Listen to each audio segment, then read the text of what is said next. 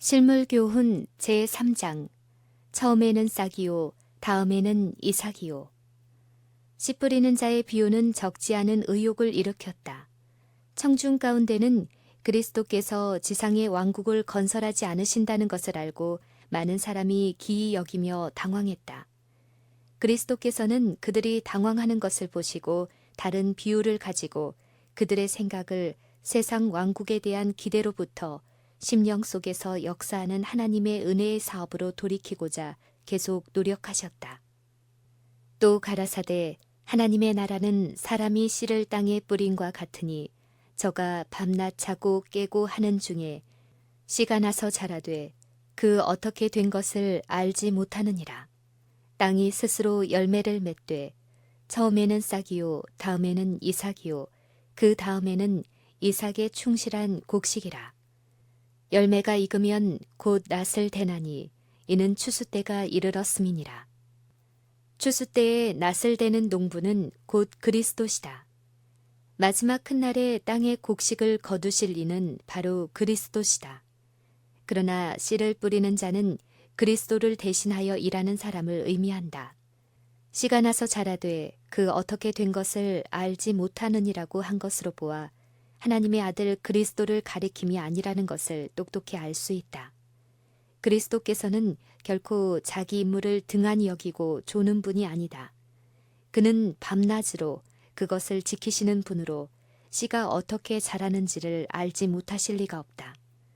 씨의 비유는 하나님께서 천연계 속에 역사하고 계심을 나타낸다. 씨는 그 자체 안에 바라소를 갖고 있다. 이 요소는 하나님께서 친히 넣어주신 것이다. 그러나 씨를 그대로 버려두면 싹을 내지 못한다. 씨를 발화시키기 위해서는 농부가 해야 할 일이 있다. 먼저 땅을 일구고 비옥하게 만든 다음에 씨를 뿌리지 않으면 안 된다. 농부는 밭을 갈아야 한다. 그러나 그렇게 할지라도 오히려 인력이 미치지 못하는 영역이 있다. 사람의 지혜와 능력으로는 작은 씨에서 살아있는 식물이 나오도록 할 수 없다. 사람은 자기의 최대의 노력을 다한 후에 파종에서 수확기까지 그의 전능하신 능력으로 기이한 역사를 이어가시는 하나님을 계속 의존해야 한다. 씨에는 생명이 있고 땅에는 능력이 있다. 그러나 무한하신 능력이 밤낮으로 역사하지 아니하면 씨는 아무런 수확도 내지 못한다. 바싹 마른 밭에 수분을 주기 위하여 비가 내려야 하고 태양이 온기를 보내주어야 하고 땅에 묻힌 씨에는 전기가 전달되어야 한다. 창조주께서 넣어주신 생명은 오직 창조주만이 불러낼 수 있다. 모든 씨가 싹이 트고 모든 식물이 자라는 것은 하나님의 능력으로 말미암아 되는 것이다. 땅이 싹을 내며 동산이 거기 뿌린 것을 움돋게 함같이 여호와께서 의와 찬송을 열방 앞에 발생하게 하시리라. 천연계에서와 마찬가지로 영적 파종에 있어서도 진리를 가르치는 교사는 마음의 밭을 잘 일구어야 한다. 그는 씨를 뿌려야 한다. 그러나 생명을 발생시키는 유일한 힘은 하나님께로부터 온다. 인간의 노력이 미칠 수 없는 한계가 있어서 그것을 넘으면 인력으로는 아무것도 할 수 없다. 우리는 말씀을 전파해야 하지만 영혼을 소생시키고 의와 찬양을 솟아나게 할 능력을 나누어 줄 수 없다. 하나님의 말씀을 전하는 일에도 인간의 능력을 초월한 어떤 능력이 작용하지 않으면 안 된다. 하나님의 성령을 통해서만 말씀이 영혼들을 소생시켜 영생에 이르게 하는 살아있고 능력 있는 말씀이 될 수 있다. 이러한 사실을 그리스도께서는 제자들의 마음에 새겨주고자 하셨다. 그분께서는 그들의 사업을 성공시킬 수 있는 것이 저희 자신에게는 전혀 없고 오직 그분의 말씀을 효험 있게 만드는 하나님의 기적을 행하시는 능력이라는 사실을 가르쳐 주셨다. 씨를 뿌리는 일은 일종의 신앙 행위이다. 씨가 발아에서 성장하는 신비를 씨를 뿌리는 자가 이해할 수 없으나 그는 초목을 무성하게 하시는 하나님의 능력을 확신한다. 농부가 씨를 땅에 뿌릴 때에는 마치 자기 가족들이 먹고 살 귀중한 곡식을 던져버리는 것 같이 보인다. 그러나 그는 단지 더 많은 것을 수확하기 위해서 현재의 좋은 씨를 던져버리는 것이다. 그는 여러 갑절의 수확을 바라면서 씨를 뿌린다. 그와 같이 그리스도의 종들도 저희가 뿌린 씨로부터 수확을 기대하면서 일하여야 한다. 좋은 씨도 얼마 동안은 냉담하고 이기적이고 세속적인 마음속에 들어가 전혀 눈에 띄지 않게 떨어져 있을 수 있다.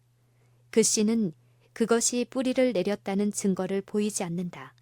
그러나 얼마 후에 하나님의 영이 그의 마음속에 생기를 불어넣으면 묻혀있던 씨는 싹이 나서 마침내 하나님께 영광을 돌릴 열매를 맺는다. 우리가 하는 필생의 사업을 통해 어느 것이 잘 될는지는 알지 못한다. 이것은 우리가 해결해야 할 문제가 아니다. 우리가 해야 할 일은 다한 후에 그 결과는 하나님께 맡겨야 된다. 너는 아침에 씨를 뿌리고 저녁에도 손을 거두지 말라.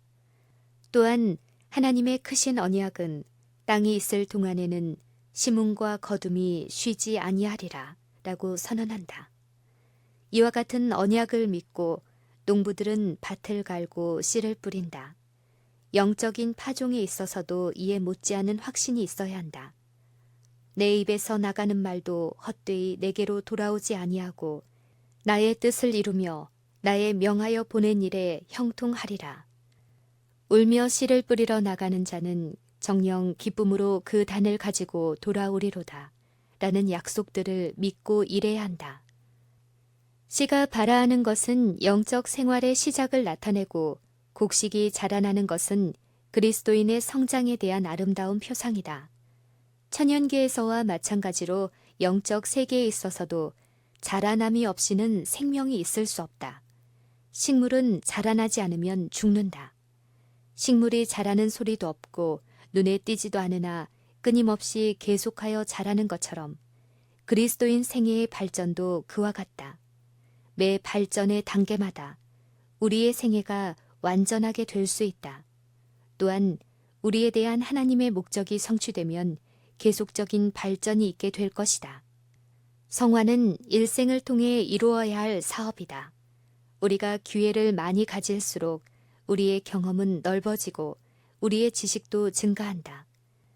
우리는 책임을 질 만큼 강해지고 특권에 비례해서 더욱 성숙해질 것이다.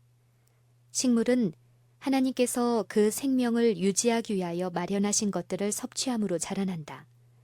식물은 그 뿌리를 땅 속에 뻗고 위로는 햇빛과 이슬과 비를 흡수하며 공기 속에서는 생명소를 흡수한다.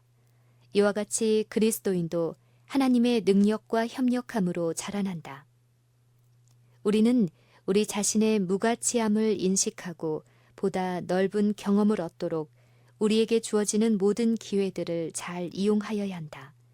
식물이 뿌리를 땅 속에 내리는 것처럼 우리도 그리스도 안에 깊이 뿌리를 내려야 한다. 식물이 햇빛과 이슬과 비를 받는 것처럼 우리도 성령을 받기 위하여 우리의 마음 문을 열어야 한다. 주의 사업은 만군의 여호와께서 말씀하신 바와 같이 힘으로 되지 아니하며 능으로 되지 아니하고 오직 나의 신으로 되느니라. 우리가 마음을 그리스도께 온전히 바치면 그는 비와 같이 땅을 적시는 늦은 비와 같이 우리에게 임하실 것이다. 그는 의의 태양으로서 치료하는 광선을 바라며 우리 위에 떠오를 것이다. 우리는 백합화 같이 필 것이요 곡식같이 소생할 것이며 포도나무같이 꽃이 필 것이다. 우리는 그리스도를 개인의 구주로 끊임없이 의뢰함으로써 범사에 우리의 머리가 되신 그분에게까지 자라나게 될 것이다. 밀은 처음에는 싹이요 다음에는 이삭이요 그 다음에는 이삭의 충실한 곡식으로 자라난다. 농부가 씨를 뿌리고 곡식을 가꾸는 목적은 열매를 얻기 위함이다. 그들은 굶주림을 채울 양식을 바라고 후일에 거둘 추수를 위하여 씨를 뿌린다. 이와 같이 하늘의 농부께서도 당신의 수고와 희생에 대한 보수로서 수확할 곡식을 찾으신다.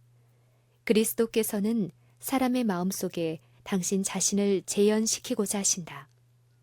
그는 이 일을 당신을 믿는 자들을 통하여 하신다. 그리스도인 생애의 목적은 열매 맺는 일이다. 곧 믿는 사람의 마음속에 그리스도의 품성을 재현시키고 또 다른 사람에게도 그 품성이 재현되도록 하는 것이 그리스도인 생애의 목적이다. 곡식은 자기 자신을 위하여 싹을 내고 자라나고 열매를 맺는 것이 아니라 파종하는 자에게 종자를 주며 먹는 자에게 양식을 주기 위해서이다. 이와 같이 누구든지 자기 자신만을 위해 살지 말아야 한다. 그리스도인은 다른 사람을 구원하기 위한 그리스도의 대표자로 이 땅에 있는 것이다. 자신을 중심으로 하는 생애에는 자라나는 일도 없고 열매 맺는 일도 있을 수 없다. 만일 그대가 그리스도를 개인의 구주로 받아들였다면 그대는 자신을 잊어버리고 다른 사람을 돕기 위해 노력해야 한다. 그리스도의 사랑을 말해주고 그분의 인자하심을 이야기해주라. 그대에게 주어지는 모든 의무를 다하라. 마음속에 영혼에 대한 부담감을 가지고 할 수 있는 방법을 다 동원하여 잃어버린 자를 구원하는 일을 힘써 행하라. 그대가 그리스도의 정신, 곧 다른 사람들에 대한 이기심 없는 사랑의 정신과 그들을 위해 수고를 아끼지 않는 정신을 받아들일 때 그대는 자라나게 되고 열매를 맺게 될 것이다. 성령의 열매가 그대의 품성에 무르익게 될 것이다. 그리하여 그대의 믿음이 더욱 굳어지고 그대의 신념이 더욱 확고해져서 그대의 사랑이 온전하게 될 것이다. 순결하고 고상하고 사랑스러운 모든 것 가운데서 그대는 점점 그리스도의 형상을 더욱 많이 반사하게 될 것이다. 성령의 열매는 사랑과 희락과 화평과 오래 참음과 자비와 양선과 충성과 온유의 절제이다. 이 열매는 결코 없어지지 아니하고 종류대로 수확을 내어 영생에 이르게 될 것이다. 열매가 익으면 곧 낫을 대나니 이는 추수 때가 이르렀음이니라.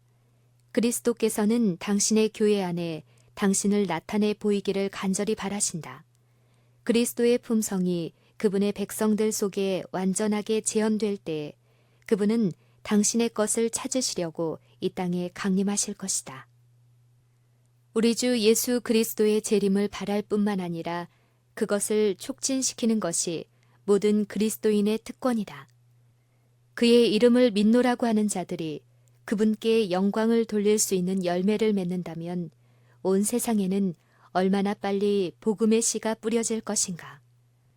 최후의 큰 수확을 위해 곡식은 속히 익을 것이며 그리스도께서는 귀한 곡식을 거두기 위해 강림하실 것이다.